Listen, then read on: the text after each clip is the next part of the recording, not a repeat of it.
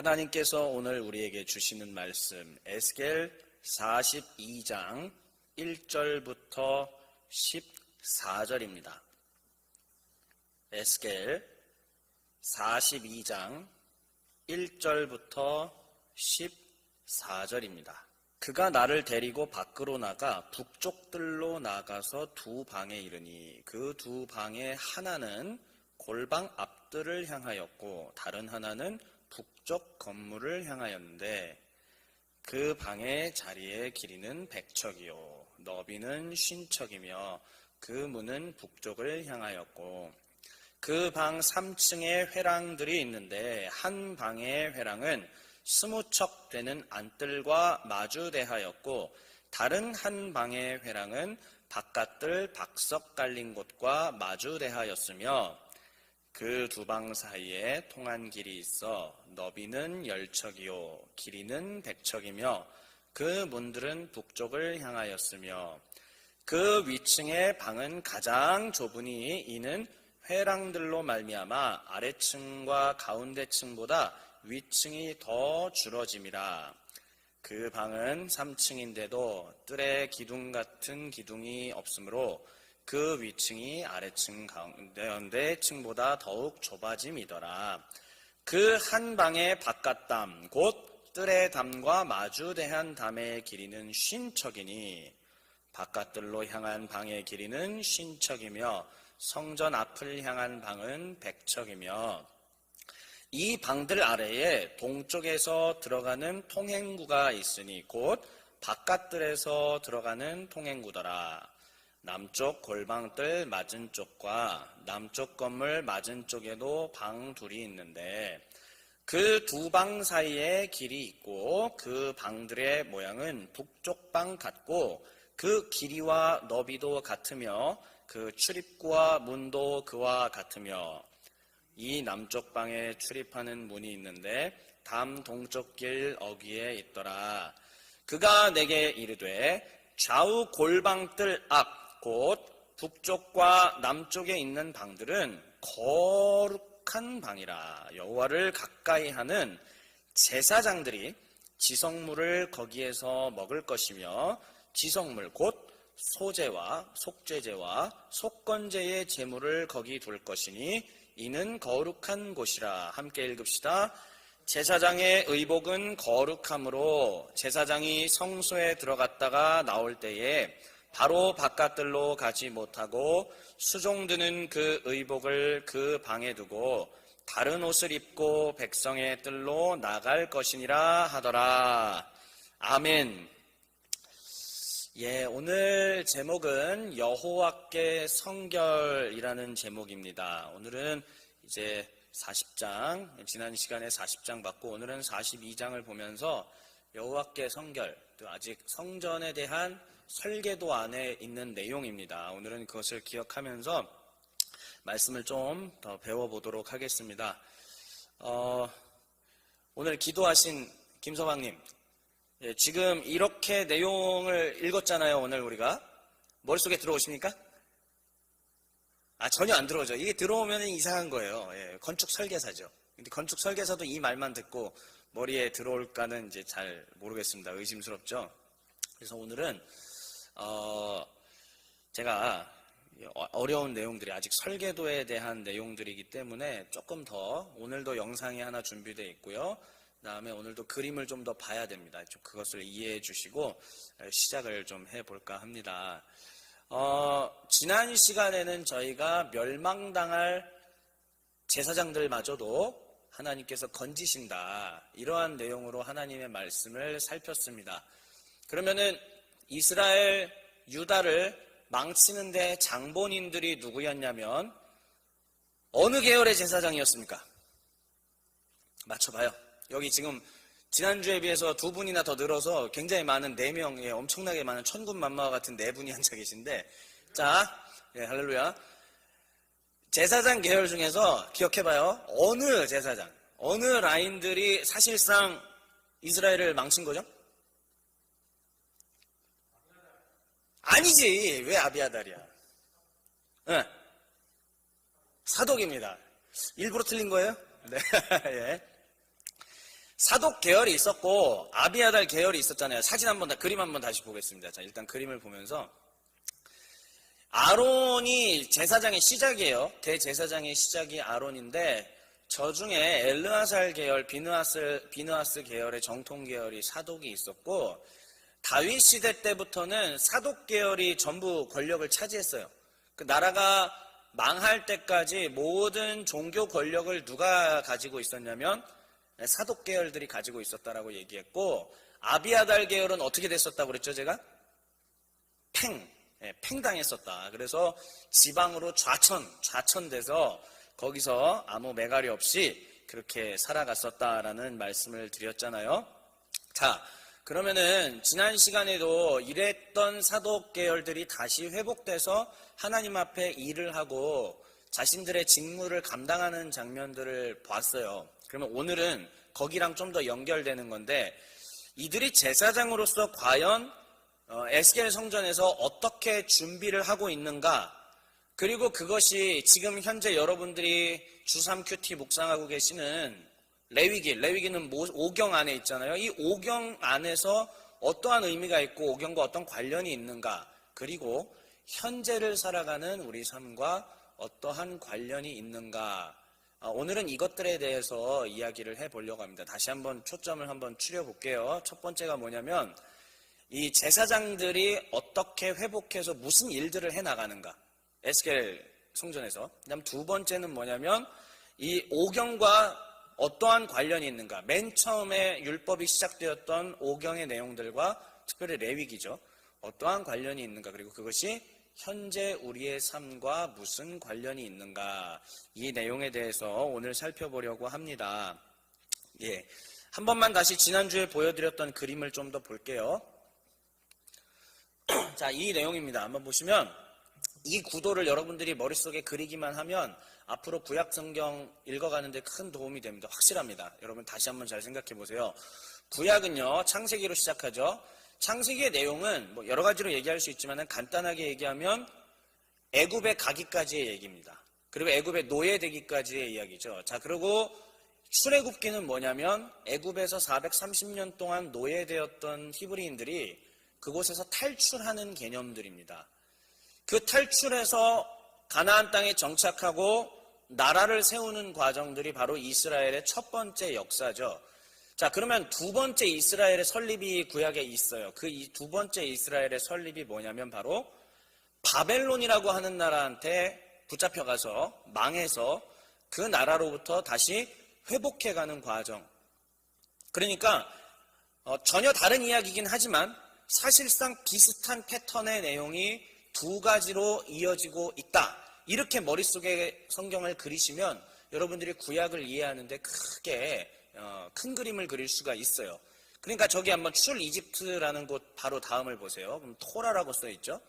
하나님께서 모세를 통해서 율법을 주시고 하나님의 법을 줬단 말이에요. 근데 그게 서서히 어떻게 돼가냐면 타락해가서 없어지는 거죠.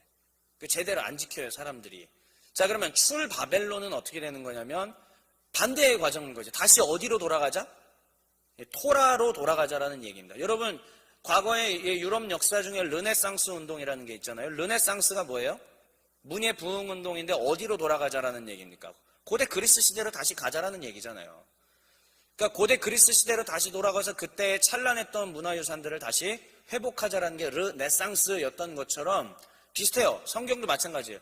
토라로 시작했던 이스라엘이, 하나님의 말씀으로 시작했던 이스라엘이 하나님의 말씀이 사라졌다, 타락했다. 그러면 이제 우리는 어디로 돌아가야 되느냐? 하나님의 말씀으로 돌아가야 된다. 토라로 돌아가야 된다. 이 과정이 구약 성경 전체예요. 그러니까 우리가 마지막에 보고 있는 구약의 마지막 예언서들이라든지 이런 부분들은 결국 뭐냐면 토라의 회복들까지 보여주는 그림들입니다. 이것을 꼭 이해하시면 좋습니다. 그러니까 토라 때 제사장들도 세워졌잖아요. 아론부터 시작해서. 이 아론이 아론의 후예들이 타락했다가 다시 제사장들이 어떻게 되는 거예요? 원래의 자리로 돌아와서 하나님의 뜻대로 살아가자라는 것이 바로 이 에스겔이라는 그림 속에서 우리가 볼 수 있는 겁니다. 자, 그러면 이제 본격적으로 다시 에스겔 42장으로 들어갈 텐데 성전 설계도에 대한 그림을 다시 한번 지난주에 보여드렸던 표를 한번 다시 보도록 하겠습니다. 자, 성전 설계도예요. 지난 시간에 우리가 봤던 건 어디였냐면 다 까먹었죠? 40장 38절부터 47절이었어요. 그러니까 큰 영역은 어디냐면은 성전 무슨 뜰? 여기 계신 분들은 좀 크게 얘기해 주세요. 조 회장님 졸지 마시고. 예. 고개 막 뒤로 까딱까딱 넘어가는데, 예, 자. 성전 어디요? 40장 38절부터 47절은 성전 어디, 무슨 뜰? 안뜰이에요. 오케이, 좋았습니다. 감사해요. 성전 안뜰입니다. 자, 그래서 지난주에 살펴본 것들은 뭐냐면 이제 제단에 관련된, 그 제단을 가운데 놓고 그 사이에 둘러싸고 있었던 그 공간에 대해서 얘기한 게 바로 지난 시간이었어요. 자, 그러면 오늘 본문은 어디예요? 제 8단락, 저기 보시면 8번 단락이에요. 42장 1절부터 14절. 자, 무슨 공간이에요? 저기? 무슨 방? 시작. 제사장의 방. 좋습니다. 조금 더 거룩한 공간으로 갔다가, 성소까지 갔다가 나와서 제사장들이 머무는 방에 대한 이야기예요. 레위기랑 아주 밀접해요. 우리 지금 묵상하고 있는 레위기랑 너무너무 많이 밀접하고 사실상 성전 설계도의 마지막 장면입니다. 왜냐하면 제일 마지막 성전 규격은 그냥 뭐 이쪽 500척이고 이쪽 500척이었더라 하는 말로 그냥 끝나는 거기 때문에 사실상 성전에 대한 마지막 설명이 어디냐면 제사장의 방 부분입니다. 자, 그러면 저 제사장의 방 보면은 설명이 있죠. 설명에 두 가지가 있어요. 뭐와 뭔지 여러분들이 한번 소리내서 읽어주셔야 됩니다. 시작. 지성물, 의복. 좋아요. 이 두 가지입니다. 두 가지. 다시요. 한 번만 다시 읽어볼게요. 앞에 그 집에서 예배 드리시는 분들도 소리내서 한번 읽어주세요. 시작. 지성물, 의복. 예, 요 개념들을 같이 이해하시면 되겠습니다. 자, 그러면 공간적 배경이 어디냐면 제사장 방이에요. 자, 그림을 통해서 제사장 방 다시 한번 확인해 보겠습니다. 다음요. 자, 지난 시간에 봤던 복잡한 겁니다. 너무 복잡하죠? 자, 딴 거 신경 쓸 게 없고요. 일단 문부터 찾으라고 했습니다. 문은 어느 쪽 문이라고 그랬죠? 이 성전 전체의 큰 출입문은? 제가 지난 시간에 무슨 대문이라고 그랬죠? 무슨 대문? 동대문이라고 얘기했습니다. 동대문. 저기 제일 오른쪽에 보면은 바깥들 동문이라고 있어요. 보이시죠? 보셔야 됩니다. 자, 딴짓하지 마세요. 지금 집에서 지금 콧구멍 파고 뭐 이런 거 아니지 지금 집에서? 예, 자, 바깥들 동문 저기를 보셔야 돼요. 바깥들의 동문을 통해서 들어가면 바깥들이 나오고 그다음 바깥들에서 안뜰로 들어가는 문이 또 나와요. 그게 바로 지난 시간에 살펴봤던 문들이에요. 자, 안뜰로 들어가는 문들입니다. 자, 그러면 그 안뜰로 들어가면은 가운데 제단이 나와요. 보이시죠? 제단 조그만하게 제단이 나오고 제단에서 번제, 화목제, 속제제, 속건제 같은 것들을 불태워 드려요. 그 다음에 제사장들이 피를 뿌리기 위해서 어디로 들어가냐면 성전까지 들어가게 됩니다. 자, 성전에 들어가면 떡상, 뭐 금등대, 그 다음에 향로 이런 것들이 있어요. 그것들마저도 휘장 하나가 딱 가로막고 있는데 그 휘장을 넘어서서 들어가면은 뭐다? 세 글자로 지극히 거룩한 곳 지성소. 예, 감사합니다. 총무님 소리 크게 들렸어요. 아주 고맙습니다. 지성소라고 얘기합니다. 지성소. 그 지성소에는 누구만 들어갈 수 있었다? 대제사장만 들어갈 수 있었어요. 대제사장. 자, 오케이. 여기까지인데 그러면 이 제사를 마치고 난 뒤에 발생하는 것들이 뭘까요? 제사 마치고 난 다음에 번제 다 태웠어. 자, 여기 제사 드렸어. 그 다음 뭐가 발생하죠? 네? 제도 발생하고. 오케이. 네? 재물 남은 거 그게 뭐예요? 그러니까 그게 뭐냐고요? 빨리 얘기해요. 그래도 사람이 있으니까 내가 이 Q&A로 할 수 있어서 참 좋습니다. 예. 빨리 얘기하라고요. 빨리 재물을 태웠어. 그 다음 뭐가 남아요? 뭐가 남아? 지금 저 주양이 아저씨가 얘기했잖아. 잿더미는. 딴 거 뭐 있어요? 고기 안 나면 고기 태우잖아. 고기가 제일 중요한 게 고기 아니에요. 그 다음에 번제, 이 제사 드리는 동안에 제사는 하나만 드리지 않아요. 연달아 드려요. 번제 드렸다가 소제 드렸다가 그 연달아 드리거든요. 그러면은 소제가 뭐라고 그랬어요? 뭘로 드리는 제사? 소제는? 곡식이라고 그랬죠. 가루 거기다 뿌려요. 그 다음에 가루 뿌리는 것뿐만 아니라 떡만 들어가지고 화덕에 구운 거 해가지고 그것도 제사장들한테 바치죠. 고기 나오죠. 재 나오죠. 그 다음에 떡 같은 거 나오죠. 이런 것들 발생한단 말이에요. 자, 그러면 그 중에 제사장이 반드시 먹어야 되는 것들이 있어요. 그 중에. 그건 이제 뒤에서 제가 설명할게요. 제사장들이 반드시 그 자리에서 먹어야만 하는 것들이 있습니다. 그것들을 바로 어디다 보관하냐면, 어디? 빨간 동그라미. 예, 오늘의 이야기 주제예요. 어디요? 제사장의 방들. 저기서 먹는 거예요. 저기서 갖고 있고 저기서 먹는다라는 개념입니다. 이러면 이제 레위기 이해하는 데도 쉽죠, 여러분들. 자, 다음 그림이요. 그건 아까 그림은 복잡하니까 좀 더 쉬운 그림입니다. 저기가 바로 성전 바로 좌우 양 사이드에 제사장의 방이 있고요. 정확한 사방위로 얘기하자면은 남과 북입니다. 왜? 여러분들이 보시기에 오른쪽이 동쪽이기 때문이에요. 그래서 남쪽과 북쪽에 제사장의 방이 2개씩 있습니다. 자, 오늘도 영상 하나 준비했습니다. 다시 한번 말씀드리지만, 지방교회 겁니다. 하지만 전혀 그런 거 없고 내용은 성경 내용만 그냥 잘 설명하고 있으니까 영상을 한번 우리 보고 입체적으로 한번 이 성전에 대해서 한번 이해해 보도록 하겠습니다. 영상 한번 볼까요? 42장부터는 로마서 10번에서 말하고 있는 거룩한 방을 다룹니다. 북쪽 문으로부터 나와 바깥들에 오고 거룩한 방에 들어갑니다. 2절에서 볼 때 거룩한 방의 길이는 100척이고 너비는 50척입니다. 3층에 회랑들이 있는데 양쪽 회랑 서로 마주대야 합니다.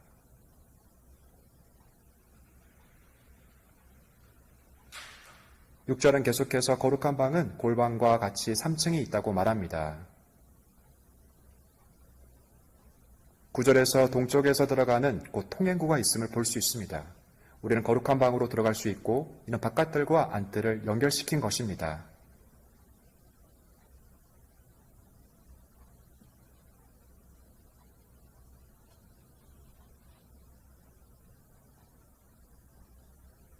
(13절과) (14절에서) 거룩한 방은 주로 제물들을 먹기 위한 곳이자 제물들을 비치하고 보관하며 제사장의 의복을 두는 곳입니다. 네, 영상 짧죠? 딱 그 사이드에 있는 이 제사장들의 방들이 어떻게 생겼는지 제가 이제 그것만 보여드리려고 이야기를 했던 겁니다. 자, 그러면 이 제사장들의 방에서 하는 일들이 무엇인지 여러분들이 성경 구절을 통해서 좀 확인을 해 볼게요. 우리 13절 말씀 앞에 한번 보도록 하겠습니다. 자, 소리내서 한 번만 같이 다시 읽어볼게요. 13절 말씀입니다. 시작. 그가 내게 이르되 좌우 골방뜰 앞 곧 북쪽과 남쪽에 있는 방들은 스톱. 자, 이해됐죠? 북쪽과 남쪽에 있는 방, 그러니까 사이드에 있는 방들이란 얘기예요. 그 방들은 무슨 방이다? 거룩한 방이라. 그 다음 읽어보겠습니다. 시작. 여호와를 가까이 하는 제사장들이 지성물을 거기에서 먹을 것이며 지성물 곧 소제와 속죄제와 속건제의 제물을 거기 둘 것이니 이는 거룩한 곳이니라. 좋아요. 그러면 제사장들이 지금 먹어야 되는 것들이 어느 제사 때 발생하냐면 소제는 가루곡식 제사인데 가루로 태워서 아예 사라지는 제사도 있지만 소제는 보통 화덕에 굽거나 기름을 바르거나 번철에 굽거나 냄비에 삶거나 이런 것들이 있어요. 그러니까는 빵이 만들어지는 겁니다. 저 빵을 만들었어. 먹어야 돼, 말아야 돼? 먹어야죠. 제사장들의 생계가 저걸로 유지가 되는 거예요. 그러니까 소제를 먹습니다. 그 다음 속죄제와 속건제를 드리고 난 다음에 뭐가 발생한다는 뜻이에요? 고기가 발생한다는 뜻입니다. 고기. 이 고기를 누가 먹는다? 제사장들이 먹는다는 겁니다. 이게 제사장들의 식량이에요. 사실상 제사장들이 먹고 살 수 있는, 왜냐하면 제사장들은 자기의 가업을 갖고 막 할 수 있는 게 아니잖아요. 벌 수 있는 게 없단 말이에요. 그러니까 저거를 하면서 먹고 살았던 겁니다. 하나님 앞에 제사도 드리지만 그 안에서 발생하는 부산물인 고기와 떡을 하나님 앞에서 받아서 먹게 된 거죠. 합법적으로, 공식적으로 하나님께서 그렇게 허락하신 겁니다. 자, 그러면 제가 오랫동안 모태신앙으로부터 이렇게 모태신앙으로서 예수를 믿고 지금까지 하고 뭐 저도 중고등부 다 거쳐오고 청년부 거쳐오고 청년부 사역자까지 여러분들과 함께 이렇게 하고 있는데 한편으로는 저도 교회 다니면서 이 5대 제사나 이런 부분에 대해서 제대로 배워본 역사가 없어요. 가르쳐 주시는 분도 없었고 이해시켜주는 분도 없고 이게 현대적으로 어떤 의미가 있는지 알려주는 분도 없는데 저는 그렇게 생각합니다. 오늘 담임 목사님도 제가 이제 1, 2부 예배 다 드렸거든요. 너무 은혜를 똑같은 설교를 2번 듣는데도 가슴이 뜨거워졌는데 지금 우리 시대는 알곡과 쭉정이가 걸러지는 시대고 오히려 더 깨어서 말씀을 붙들고 해야 된다라고 말씀하셨어요. 그러면 우리가 흔들리지 않고 참된 그리스도인이 되려면 이러한 어려운 부분에 대해서도 에너지와 열정을 갖고 배우려고 하고 익히고 그 다음에 그것을 가지고 현재 우리의 삶 가운데 적용시켜야 된다는 말입니다. 이거를 피해가면 자꾸 부분적인 크리스찬밖에 될 수가 없어요. 하나님 나라를 전체적으로 이해하고 말씀을 실천하며 살아야 되는데 그 부분이 참 안 되는 거예요. 이 부분을 놓치면. 근데 솔직하게 우리 얘기해 봅시다. 이 부분들을 어떻게 건드리냐 이거지. 중고등부 때도 그렇고 어렸을 땐 더 말할 것도 없고 성인이 돼서도 이 부분에 대해서는 제대로 건드리지가 않아요. 그래서 제가 저와 함께하는 우리 길벗 청년부는 저와 함께하는 동안 이걸 알아야 됩니다. 저는 그런 책무가 있고 여러분들을 꼭 이해시켜서 여러분들이 더 저보다 똑똑하시고 지혜로우시니까 이걸 기초로 세상 속에서 응용해서 살 수 있게끔 만들 책무가 저한테 있습니다. 자, 그러면 다음 그림 한번 보여주십시오. 지난주에 봤던 건데요. 다시 한번 여러분들 5대 제사는 꼭 외워주십시오. 집에서 지금 이 예배당에서 계신 분들 꼭 이 제사를 외워주십시오. 자, 하나씩 천천히 다시 한번 읽어보겠습니다. 번제부터 시작. 번제, 소제, 화목제, 속건제, 속죄제. 예, 한 번만 다시요. 꼭 다시 외워야 됩니다. 제가 하나하나 또 다 설명할 거예요. 시작. 번제, 소제, 화목제, 속건제, 속죄제. 좋아요. 이 정도는 우리 5가지는 외울 수 있으리라고 생각을 합니다. 이거를 제가 표 하나로 정리를 해왔어요. 다음 그림 한번 보여주십시오. 자, 이겁니다. 일단은 4가지 드리는 방식이 있었다라고 얘기했었죠. 여러분, 불로 태워드리는 건 뭐라고 그랬죠? 우리 예배당 계신 분들은 크게 해주세요. 불로 태우는 제사 방식을? 아니. 이거는 이 5대 제사 말고요. 제사 드리는 방식, 4가지 방식이 있었잖아. 불로 태우는 거. 화제라고 얘기했어요. 오케이, 좋아요. 자, 그 다음에 드는 거. 거제라고 했습니다. 오케이. 그 다음에 흔드는 거. 요제. 예, 좋아요. 하나는 뭐더라? 넘어갑시다. 까먹었어요, 제가. 아니, 이게 있어. 근데, 자, 보십시오. 번제, 소제, 화목제, 속죄제, 전제, 죄송해요. 전제, 그렇지. 독주와 포도주와 기름을 붓는 걸 전제라고 그러죠. 예, 순간적으로 까먹었습니다. 화면을 준비 안 해와서. 자, 이 중에 잘 보시면은, 하나만 빼고 전부 다 화제라고 그랬죠, 제가. 자, 하나가 빠지는 게 뭐라고 그랬죠? 소제라고 얘기했습니다. 근데 소제도 엄밀히 말하면 화제 방식이 있어요. 고운 가루를 이렇게 쓱 번제단에 뿌리는 게 있습니다. 하지만 대부분의 소제는 그게 아니기 때문에 소제는 화제에서 빼요. 번제, 화목제, 속죄제, 속건제는 전부 다 뭘로 한다? 불로 태워서 드리는 거다. 자, 그러면 여러분들 이거를 이게 어려운데 제가 진짜 쉽게 이해할 수 있는 방법을 여러분들 알아왔어. 내가 알아왔으니까 꼭 이해해야 돼. 제발 좀 이해해 주십시오. 저와 함께하는 사람들은 이거 알아야 됩니다. 자, 뭐냐면 다 태우느냐? 이거 기억해야 돼. 일단 봐봐. 다 태워서 없애느냐? 아니면은 남긴 거를 누가 먹느냐? 이거를 보시면 돼요.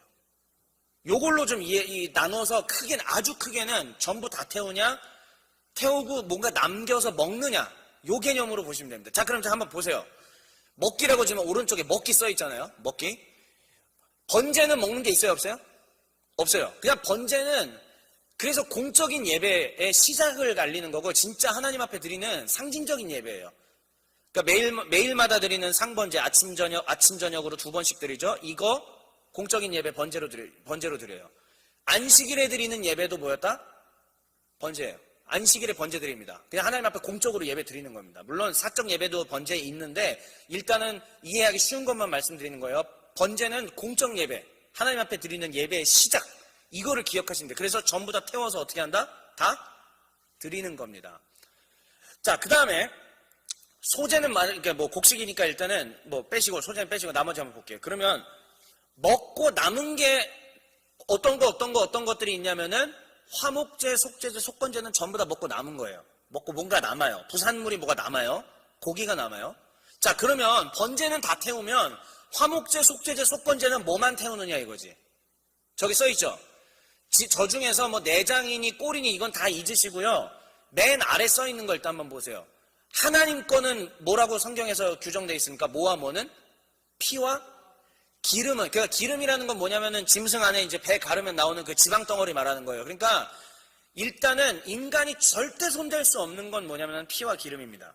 그래서 이거는 오직 하나님께만 태워서 올려드리는 향기로운 제물로 하나님 앞에 드리는 거고, 나머지는 하나님께서 어떻게 한다? 먹으라고 우리한테 주시는 거예요. 자, 그러면 저 중에서 딱 봐도 범죄했을 때, 범죄를 저질렀을 때 하나님 앞에 드리는 제사는 뭐와 뭐일 것 같습니까? 두 가지. 속죄제와 속건제. 이건 죄 져서 드리는 거예요. 물론 화목제도 그런 게 있지만은 화목제는 자원해서 감사해서 서원을 마쳤을 때 하나님 앞에 기쁨으로 드리는 거야. 그러니까는 화목제를 가운데 딱 떼놓으세요. 화목제 떼고 번제 다 태워. 화목제, 속죄제, 속건제는 고기가 남아. 근데 그 중에 죄 졌을 땐 뭐냐? 속죄제와 속건제야.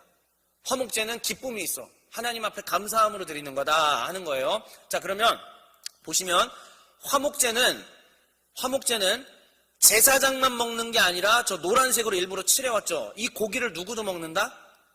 백성들이 함께 나눠 먹는 거예요. 왜요? 무슨 제사니까? 예, 기쁨의 제사니. 이거는 자원에서 드리는 기쁨의 제사예요. 그렇기 때문에 백성들이 함께 나눠 먹습니다. 함께. 그러면 화목제를 백성들이 막 다 나눠 먹으면은 그냥 제사장 얼굴 막 치면서 넌 먹지 마 이러면서 막 고기로 달려 들어가가지고 꼭 이렇게 수련회 끝나고 저녁 집회 끝나고 먹으려면 서로 밀어내고 자기만 먹으려고 막 이렇게 하잖아요? 그렇게 하느냐? 그러지 않아요. 화목제에서도 제사장에게 드릴 거는 따로 걸러냅니다. 그게 뭐냐면은 저기 써있죠. 뭐예요? 가슴살과 뒷다리살입니다. 근데 더 정확하게 표현할게요. 4가지 방식 기억나죠? 제사 드리는 4가지 방식. 여러분, 흔들었던 것은 무슨 제라고 그랬죠, 제가? 흔드는 거? 요제라고 하죠. 그 다음에 드는 거는 무슨 제라고 그러죠? 거제라고 얘기했습니다. 성경에는요, 화목제 때 제사장들에게 돌아가는 고기는 흔든 가슴이라고 나와요. 그러니까는 가슴살을 어떻게 했다? 뭘로 드렸다, 하나님 앞에? 요제로 드렸다, 요제. 그러니까 요제로 드린 거고, 뒷다리는 뭐라고 표현하냐면, 든 것이라고 보여요. 흔든 가슴과 우편 뒷다리는 든 다리라고 표현해요. 그러니까 뭐냐면은 저거는 무슨 제로 드렸다? 거제로 드렸다는 거야. 거제로 드렸다는 거야. 그러니까 근데 여러분 한번 생각을 해보라고. 이건 제 준비된 얘기가 아닌데 지금 갑자기 떠올라서 사무엘 시대 때 엘리 제사장의 두 아들 놈들이 망나니였잖아요. 이 망나니 아들들이 어떻게 했어요? 원래 이 화목제 드렸을 때 자기들한테 떨어져야 되는 고기는 뭐였죠? 흔든 가슴과 우편 뒷다리예요. 근데 갈코리살로 그냥 섞어가지고 아무거나 다 갖고 갔잖아요. 그러니까 망나니였다는 얘기입니다. 제사장에게 드려야 되는 법칙마저도 어겨버렸던 망나니였던 거예요. 그래서 벨리알의 아들들이라고, 불법의 아들들이라고 표현을 하는 거죠. 자, 그러면 속죄제와 속건제가 있는데 저거는 누가 먹는다? 전부 다 제사장이 먹는 거예요. 저기는 다른 사람들이 먹으면 된다, 안 된다? 안 됩니다. 자, 그러면 우리가 지금 에스겔에서 살펴봤던, 물론 하나만 더, 혹시 성경에 대해서 좀 박식한 분들이 있을까봐 하나만 더 얘기해 드릴게요. 속죄제에 제가 지금 족장과 평민만 써왔는데 그 전에 2개가 더 있어요. 제사장의 범죄 때와 이스라엘 온 회중의 속죄 2가지가 더 있는데 요거는 고기가 아무도 못 먹습니다. 요건 다 태워서 나가요. 요거는 안 돼. 그리고 족장과 평민 때만 고기가 남아요. 요걸 이해하시면 됩니다. 요거는 뭐 번외 이야기라서 일부러 제가 너무 복잡할까봐 뺐고. 자, 다시요. 그러면은 우리가 지금 에스겔에서 살펴본 거는 거룩한 방이잖아요. 그 거룩한 방에는 지성물과 의복 얘기 있었어요. 자, 그러면은 이 거룩한 지성물이 지금 뭐냐면은 만약에 누군가가 화목제를 드렸다. 그러면 뭐예요? 흔든 가슴과 우편 뒷다리살이에요. 그 다음에 누군가가 속죄제를 드렸다. 그러면은 기름과 피는 쏟아버리고 기름은 하나님 앞에 다 태워 올려드리죠. 나머지 고기들은 전부 거기에다가 보관해놓고 제사장들이 먹는 거예요. 구약의 율법을 봤더니 하루에 다 먹으라고 하고 좀 그거 하면은 다음 날까지도 허락해 주는 경우들이 있었어요. 근데 어쨌든 제사장이 거기서 다 먹어야 된다라고. 먹어야 하나님하고의 이 합일이 되는, 합일이라고 말하는 건 좀 취소할게요. 하나님과의 그 교류가 되는 그런 겁니다. 그리고 속건제는 뭐냐면 그냥 또 제사장들이 다 먹는 거. 이런 개념이라고 보시면 됩니다. 자, 그러면 다음 화면요. 그러면 이제 우리가 봤던 거를 다시 한번 살펴보세요. 제가 소리내서 읽어드릴 테니까 여러분들은 머릿속에 아까 보았던 지도와 영상과 그다음 지금까지 한 설명들을 잘 종합해서 이 말을 한번 머릿속에 그려보세요. 제가 읽어드릴게요. 그가 내게 이르되 좌우 골방뜰 앞 곧 북쪽과 남쪽에 있는 방들은 거룩한 방이라. 여호와를 가까이 하는 제사장들이 지성물을 거기에서 먹을 것이며 지성물 곧 소제와 속제제와 속건제의 제물을 거기 둘 것이니 이는 거룩한 곳이라. 이해가 되세요? 제사제도가 회복돼 가고 있는 과정들을 보여주는 것입니다. 자, 그러면 다음 14절이에요. 이제 의복 얘기가 나와요. 소리내서 한번 같이 읽어보겠습니다. 시작. 제사장의 의복은 거룩함으로 제사장이 성소에 들어갔다가 나올 때에 바로 바깥들로 가지 못하고 수종드는 그 의복을 그 방에 두고 다른 옷을 입고 백성의 뜰로 나갈 것이니라 하더라. 이해하기 쉽게 말씀드리면 만약에 담임 목사님께서 이제 그 성찬식을 하실 때 가운을 입고 하시잖아요. 자, 가운을 입고 성찬식을 하셨어요. 그리고 2부 예배까지 마친 다음에 점심 식사를 하시러 그 가운을 입고 여기 이제 용두동 저기 쭈꾸미를 먹으러 가신다고 생각해 보십시오. 머릿속에 그려보세요. 가운을 그거 입고 딱 이렇게 하고 장로님들도 다 가운을 이렇게 입으시고 단체로 용두 쭈꾸미 딱 그 드시러 가시는 거예요. 그림 한번 머릿속에 한번 상상을 해보세요. 재밌죠 되게? 그런 겁니다. 그러니까는 근데 그거는 이제 재밌자고 제가 드는 비유고 성소에 들어갔을 때는 이미 하나님과 독대하고 나오는 아주 중대한 자리를 들어간 거기 때문에 거기에다 거룩한 옷을 따로 두고 이렇게 해야 된다. 즉 이거를 얘기를 해주는 겁니다. 여러분 어려운 얘기 조금만 해드릴게요. 레위기 지금 이제 어차피 여러분들이 보시니까 레위기 전체가 흘러가는 구도가 있어요. 네, 히브리어로 좀 어려운 거 한 번만 알려드릴게요. 타메라고 하면 뭐냐면 부정이라는 뜻이에요. 타메. 그러면 이 탐해였던 부정이 어디로 가냐면은 하나님의 은혜로 타호르, 정함으로 옮겨집니다. 다시요. 탐해가 타호르로 옮겨져요. 부정이 정함으로. 근데 부정이 정함으로 갔다가 여기서 끝나지 않고 최종 단계가 있습니다. 카도시. 이게 바로 성결이에요. 거룩. 그러니까 하나님 앞에 부정했던 있어야 될 자리에 있지 않고 부정했던 것들이 정해지고 그게 성별돼서 하나님 앞에 구별돼 쓰임받는 그 구도들을 레위기에서는 보여줘요. 반대로 어기는 것은 무엇이 하면은 카도시에서 이 타메로 향하여서 타락해가는 과정들을 변질돼가는 과정들도 또한 우리는 레위기를 통해서 볼 수 있습니다. 그러면 우리에게 있어서의 성결이라고 하는 것은 무엇이냐라는 것들을 생각해야 되는 거예요. 오늘날 신약시대, 우리가 뭐 지금 구약시대처럼 이렇게 지킬 건 아니잖아요. 신약시대를 살아가는 우리는 도대체 이 카도시, 성결이라는 것이 무엇이며 교회는 분명히 성별되어 하나님 앞에 성결해진 집단이 교회라고 하는데 과연 우리네 교회는 하나님의 카도시를 이해하고 있는 것인가? 우리는 이 탐해로부터 벗어나서 카도시로 왔어요. 오늘 기도자께서 말씀하신 것처럼 오직 예수 그리스도의 보혈로만 이게 가능해졌습니다. 자, 그러면 예수 보혈로 말미암아 카도시가 된 사람들이 어찌하여 다시 이 탐해의 자리로 돌아가고 있느냐라는 거죠. 바울이 신약에서 이야기했던 것들이 사실 이런 개념들이에요. 다. 어찌하여 한번 하나님 앞에 구원받고 성결하게 되고 거룩하게 된 것들이 다시 과거의 모습으로 돌아가겠느냐. 다시 예수 믿기 전으로 돌아가겠느냐, 십자가가 없던 때로 돌아가겠느냐, 이 희생자사 전에 내가 탐의 상태로 왜 다시 돌아가겠느냐라고 이야기를 하는 거예요.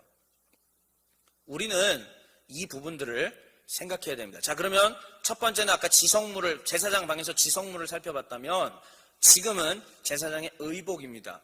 여러분, 제사장은요, 하나님 앞에 들어가기 위해서 제사장의 구별된 옷을 입었어요. 자, 그 구별된 옷을 한번 우리 다음 그림을 통해서 한번 볼까요? 이렇게 생겼습니다. 뭐 다 상상이죠. 성경에 기록된 것만 갖고 상상으로 그린 거니까 이 디자이너마다 조금씩 생각하는 게 다를 거예요. 대충 보시면 머리에 관을 쓰고 있고 뭐 이제 금, 관 뭐 이런 게 있고, 근데 금관에 뭐라고 새겨져 있냐면 여호와께 성결, 오늘 설교 제목이죠. 뭐 띠도 있고 에봇도 있고 뭐 금방울도 있고 이래요. 이 디자인이 중요한 것이 아니고, 자 36절 저 앞에 있는 거 소리내서 한번 같이 읽어보겠습니다. 준비 시작. 너는 또 순금으로 패를 만들어 도장을 새기는 법으로 그 위에 새기되, 뭐라고 새기냐? 여호와께 성결이라 하고. 자, 그 다음 43절을 한번 볼게요. 자, 제사장들이, 아론의 아들들이 제사장들이잖아요. 준비 시작.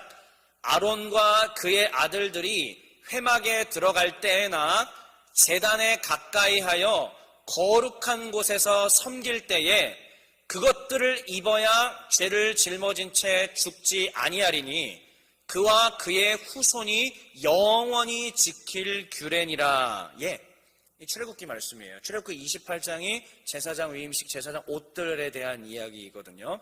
자, 그런데 저기에 보면은 머리에 이제 뭐라고 써 있냐면은 여호와께 성결이라고 되어 있습니다. 자, 이제 마지막이에요. 이제 제가 설명하는 건 이제 다 끝났고 지금부터 이제 마지막 설명을 들어갈 건데 한번 잘 생각해 주세요. 루터의 500년 전에 종교개혁이 있고 난 다음에 우리가 가지고 있는 신분이 어떻게 됐죠? 이전까지는 하나님과 백성들 사이, 하나님의 백성들 사이를 이어주는 게, 과거에 구교와 신교가 나눠지기 전까지는 누구의 고유의 임무였죠? 사제의 일, 예, 신부님, 사제의 일이었습니다. 사제는 프리스트, 예, 제사장이에요. 그런데 오늘날 지금 우리는 신교, 개신교잖아요. 개신교가 왜 그 당시에 종교개혁을 일으켜서 개신교로 빠져나오게 됐냐면은 제사장은 더 이상 필요하지 않기 때문이다라는 이야기입니다. 성경은 우리에게 분명히 가르쳐주고 있죠. 오직 유일한 제사장, 대제사장은 누구밖에 없다, 이제는? 예수 그리스도밖에 없다라고 얘기를 해줘요. 그리스도께서 십자가에서 이루신 이 희생제사야말로 이제는 더 이상 드릴 필요가 없는 마지막 제사를 끝내신 거기 때문입니다. 이제는 제사가 필요치가 않아요. 그러면 예수 그리스도께서 오직 우리의 제사장인데, 우리가 개신교로 나온 이유는 뭐냐면 아직까지도 사람들이 사제라는 이름으로 제사장의 역할을 하고 있기 때문에 이제는 그게 옳지 않다라고 해서 나온 거잖아요. 그 다음부터 나왔던 이 사상이 뭐냐요? 생각이 뭐예요? 만인? 다 들어봤죠? 만인 뭐예요? 예, 만인 사제, 만인 제사장이라고 얘기하지 않습니까? 자, 그러면 여러분들 이제 아까 보았던 이 아론의 옷을 여러분들이 실제로 입는 건 아니지만, 저도 실제로 입는 건 아니지만, 보이지 않는 저 옷을 이제는 우리는 입게 된 거예요. 우리 기도자께서 오늘 얘기해 주신 것처럼 그럼 뭘로 입은 거죠? 예수의 보혈이 우리에게 발라지는 즉시 우리는 저 옷을 입게 된 겁니다. 그러면 저 옷의 정체성이 뭐냐는 거예요. 저 옷의 정체성. 이마에, 머리에, 지금 이 관에 뭐라고 써 있었어요? 다시요. 오늘 설교 제목 뭐예요? 여호와께 성결입니다. 이게 교회의 정체성이에요. 이게 성도의 정체성입니다. 이거를 잃으면 아무리 예배드리고, 오늘 담임 목사님 말씀에 얼마나 제가 감동을 많이 받았는데, 아무리 예배드리고 아무리 재물을 들고 하나님 앞에 나오고 해도 안 받으신다는 얘기예요. 안 받으신다고요.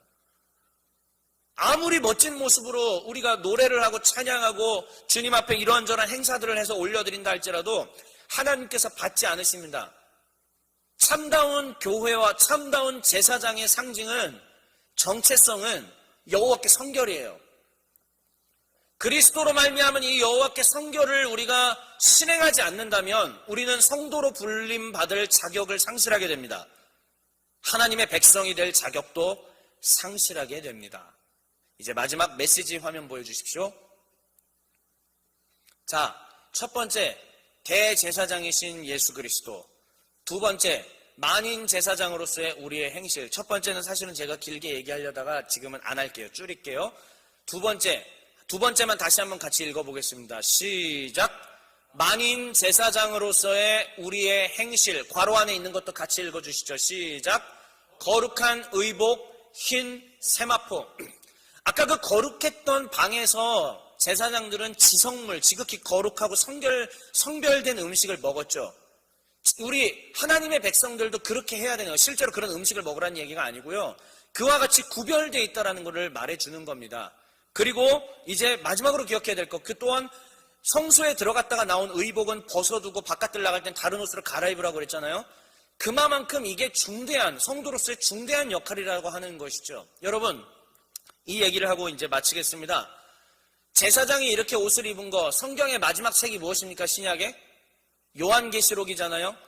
요한계시록 말씀을 보면 7장에 봤을 때, 7장에서도 그렇고, 제가 4장, 5장, 6장, 7장 다 전부 엑기스 같은, 가슴이 떨릴 만한 엑기스 같은 말씀인데, 7장에 봤더니 한 장로가 와서 물어보는 거예요. 저 사람들 지금 입고 있는 게 저게 뭐냐?